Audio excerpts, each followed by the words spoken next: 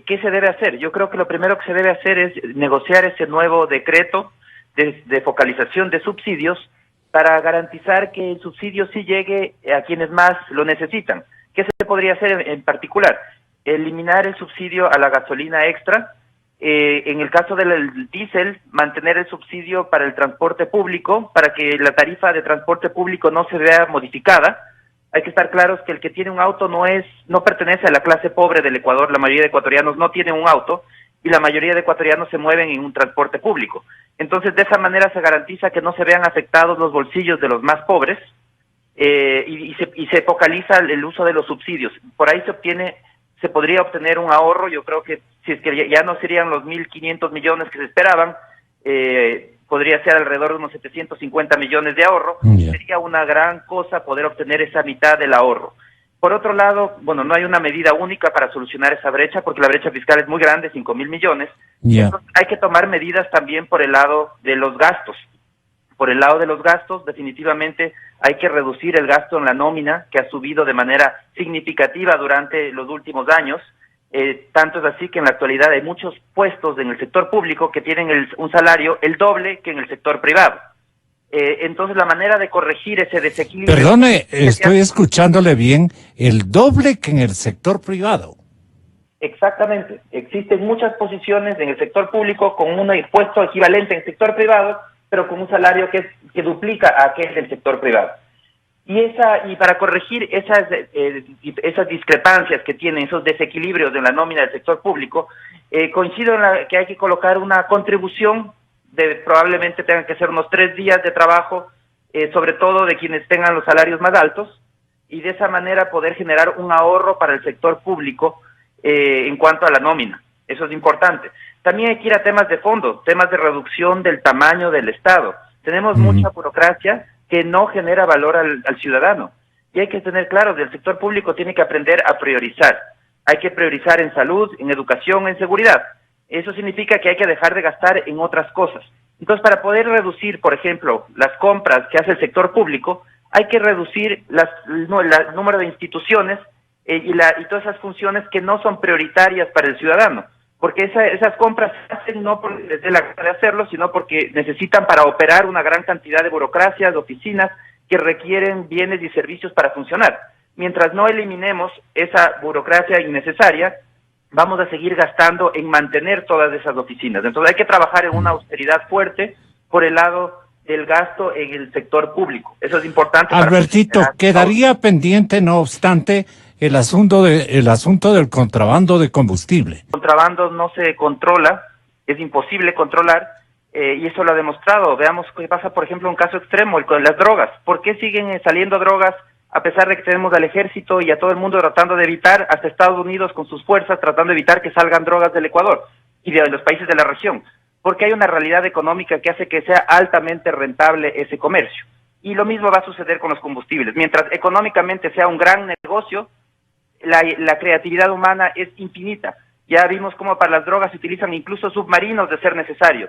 Bueno, para los combustibles inventará cualquier cosa para poder seguir manteniendo un negocio que es lucrativo. Mientras el negocio sea lucrativo, seguirá saliendo los combustibles. Yo creo que hay que estar claros. El control, no es que en el Ecuador no ha existido control al contrabando. Eso sería falso. Tratar de decir que ahora se va a inventar el control del contrabando y hasta ahora simplemente eran las fronteras abiertas es falso. Y le puedo mencionar, conozco casos puntuales, lo difícil que es para un agricultor pequeño, por ejemplo, en una provincia fronteriza, comprar diésel para un pequeño tractor. Simplemente tiene que seguir un papeleo infernal y una cantidad de trámites que hacen muy difícil conseguir ese combustible. Sin embargo, el que contrabandea saca muy fácilmente. Entonces vemos que los controles lo que hacen al final del día es trabar la vida diaria de las personas que viven en esas zonas que requieren combustibles de manera legítima, y los contrabandistas encontrarán maneras para obviar esos controles. Entonces yo creo que lo correcto aquí es en el tema del subsidio del diésel, es que el subsidio se transformarlo, que no sea un subsidio al producto, sino un subsidio a quien consume el diésel. Es decir, un subsidio que lo reciben, por ejemplo, los usuarios del transporte público. Con la tecnología actual es muy fácil, con una tarjeta, que el usuario sigue pagando lo mismo, pero se registra cuánto debe pagar el Estado por cada tarifa, y les paga y les transfiere el valor de cada tarifa. pero los buceros compran el combustible a precio de mercado. Entonces no se ha perdido el subsidio, se sigue dando el subsidio, pero se evita el mal uso de los recursos. Y así se puede usar con otros grupos, si se identifican otros grupos prioritarios para el uso del diésel, utilizar la tecnología y que y el subsidio vaya a quien hace la compra ese momento y no que vaya al precio independientemente de quién compre. Entonces el contrabando es fácil de eliminar si es que se elimina esta diferencia de precios. Y eso no implica necesariamente eliminar el subsidio, simplemente que el subsidio va vía transferencia de efectivo a quien está realizando la compra. Tenemos que usar la tecnología para solucionar un problema importante y que finalmente es un desangre de recursos para el Ecuador. Albertito, han sido 500,000 los empleados públicos este momento. Dice Alfredo que los 100,000 empleados del quintil superior están recibiendo cerca de 3,000 millones de dólares anuales, ¿no? No, entonces, mensuales. Anuales, sí. anuales, ¿cómo va a ser mensuales? Sí, anuales. Entonces, la reducción del 20%, dice, de este quintil generaría un ahorro de cerca de 600 millones de dólares. ¿Usted cree procedente esta solución? Definitivamente sí, hay que trabajar en eso es parte de las soluciones. Como digo, no hay solución única, esa es necesaria, esta solución es necesaria. ¿Usted tiene otras? Sí, hay que focalizar los subsidios, como mencionado este momento, reducir el número de instituciones del Estado para generar ahorros, reducir también la carga. El Estado tiene que vender y deshacerse de esas inversiones que le cuestan. Pensemos, por ejemplo, TAME, una empresa que ya acumula 400 millones en pérdidas, eso al final del día también son costos, entonces tiene que deshacerse. ¿A cuántas otras TAMES deberíamos venderlas o eliminarlas? Yo creo que el Estado tiene que dejar de ser empresario y pasar a dedicarse a lo que realmente le importa al ciudadano. Necesitamos educación de calidad, salud de calidad. No necesitamos que juegue a ser empresario dedicando recursos a actividades en las que es muy poco rentable y más bien priorice esos recursos a lo que sí realmente le interesa al ciudadano. Y por otro lado, yo creo que también hay que trabajar definitivamente en seguir optimizando el gasto público en todo el resto de cosas. O sea, el Estado tiene que hacer un análisis profundo de decir qué es para salud, para educación, y todo el resto comenzar a minimizarlo, a reducirlo. Hemos lamentablemente, durante la última década, subió el número de trámites, de permisos que hay que conseguir para producir. Somos del país de por qué hacerlo fácil cuando puede ser imposible. Y todo eso al final del día requiere de una burocracia muy grande para controlar todas esas normas, esos requisitos. Eso es lo que se tiene que reducir. Ahí está la grasa del Estado que tiene que ser extraída y que hay que evaluarla seriamente cuál es el ahorro que puede generar. Pero por ahí tiene que venir este ahorro para que sigamos poniendo en orden la economía lo más pronto posible, porque esa brecha de 5,000 millones de dólares tiene que ser cerrada lo antes posible. Habría que respetarse el sueldo mensual mínimo desde el grado 1 del sector público. Habría que respetar el sueldo mensual máximo hasta el grado 20, que más o menos nos extrae 3,600 millones de dólares. 3,600 millones de dólares. Y hay que atacar el quintil superior, que porcentualmente será del orden de 20%. Un 20%, y que suma 2,480 millones. Este 20% permitiría estabilizar, digamos, a los verdaderos burócratas que son indispensables en la administración pública y un poco dejarles, digamos, no sin puestos de trabajo, bajo ningún punto de vista, sino reducir este quintil que me parece superior. El superior, sí. ¿El que excede de qué nivel? Sí, el quintil superior. Sí, bueno, el promedio de cada uno es alrededor de $2,700 mensuales. Y el máximo, en teoría, es $3,500 mensuales. Es decir, digamos, las autoridades, los funcionarios importantes que tienen asesores, choferes, etcétera, etcétera. De eso estamos hablando. No estamos topando ni salud, ni educación, ni seguridad. A ninguno de esos, porque el 95% de los que están en estos tres sectores ganan menos de 2.500 mensuales, es decir, lo máximo que ganan. Pero no se quitarían los sueldos los del quintil, sino que más bien lo que harían es desgarrarnos a colaboradores en términos de médicos, de educadores, de gente que tiene por hacer muchos beneficios al Ecuador social. Ahí viene el problema. ¿Quién va a escoger estas medidas o quién debería escoger estas medidas, Alberto? Sí, creo que se puede generar un ahorro de alrededor de $1.000 millones optimizando esa masa salarial. También se puede generar un ahorro de alrededor de otros 1.000 millones con menos compras públicas, que se hablaba hace un momento, que me parece que eso es adecuado. Hay que seguir optimizando ese proceso de compras públicas, que en el pasado fue una puerta abierta para mucho desvío de fondos. Y el sector público también tiene que reducir algo de su inversión, podría generar un ahorro también de alrededor de otros 1.000 millones de menos inversión pública, incentivando a que el sector privado asuma parte de ese espacio dejado por el sector público.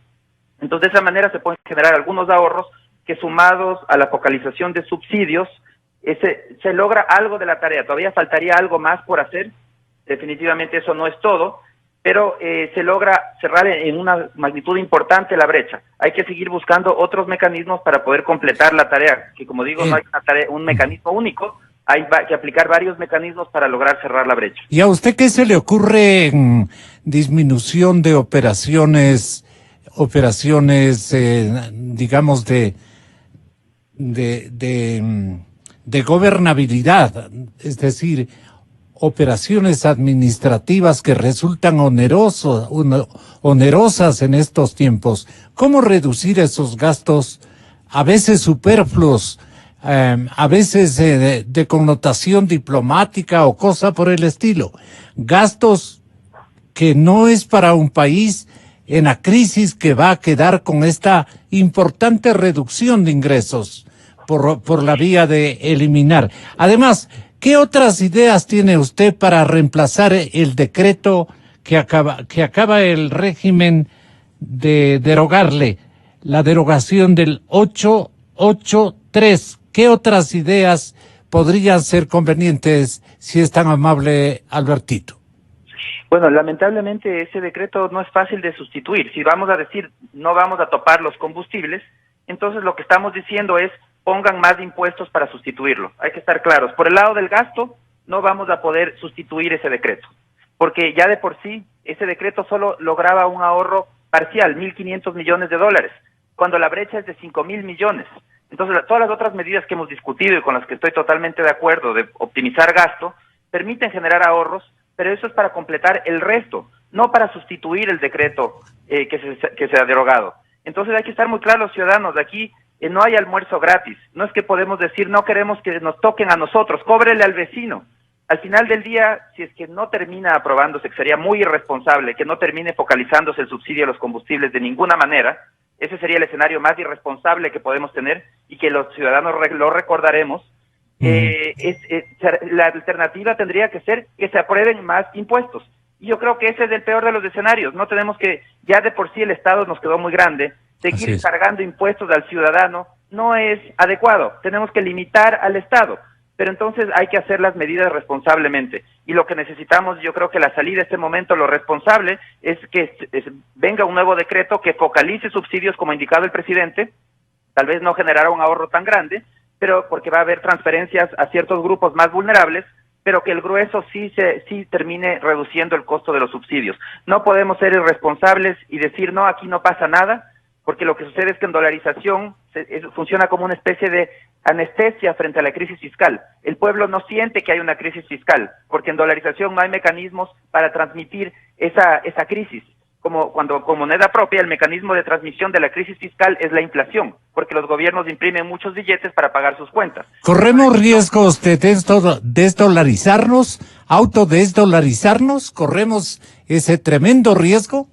Hay que estar muy claros que si no corregimos el desequilibrio fiscal, la de la dolarización está en riesgo. Explíquele a la gente por qué está en riesgo. El día que el gobierno ya no tenga dinero para pagar sus cuentas, porque aquí estemos claros, en este momento es como una familia en donde uno de los cónyuges perdió el empleo y está viven de la tarjeta de crédito, siguen gastando lo mismo, viviendo de la tarjeta de crédito, del endeudamiento. Pero el día que se acaba el cupo de la tarjeta de crédito, no queda otra más que enfrentar el problema. Y en el caso de un país, el día que nos dejen de prestar dinero para que sigamos gastando, el Estado cae en una cesación de pagos. ¿Qué es esto? Que no tiene plata para pagar médicos, profesores, sueldos, no puede pagar proveedores, no puede pagar acreedores. Y en ese momento, el gobierno que le toque puede caer en la tentación de querer solucionar el problema pagando con patacones, como ya lo hizo la Argentina, con bonos, pagando con papelitos, con billetes de la nueva moneda, y de esa manera querer pagar sus abultadas cuentas que nunca quiso solucionar a tiempo. Y esa es la salida de la dolarización. Ese es el escenario que debemos evitar. Claro, todo gobierno, ese era el gran sueño de Rafael Correa en su momento y siempre lo mencionó, los gobiernos, sobre todo los gastadores, adoran tener una moneda propia, porque tienen un mecanismo, una herramienta oculta que se llama el impuesto inflación. Cuando gastan mucho, imprimen papelitos y terminan creando un impuesto que es la inflación sin necesidad de pedir autorización a la Asamblea. Es un impuesto que lo crean ellos solitos imprimiendo billetes. Y ese es el riesgo que existe, que se quiera financiar el gasto imprimiendo papelitos. Ese escenario debemos evitar. Y la única manera de evitarlo es siendo responsables. Es posible hacerlo, lo podemos hacer y yo creo que lo vamos a hacer, pero solamente si los ciudadanos entendemos que necesitamos poner en orden las cuentas fiscales.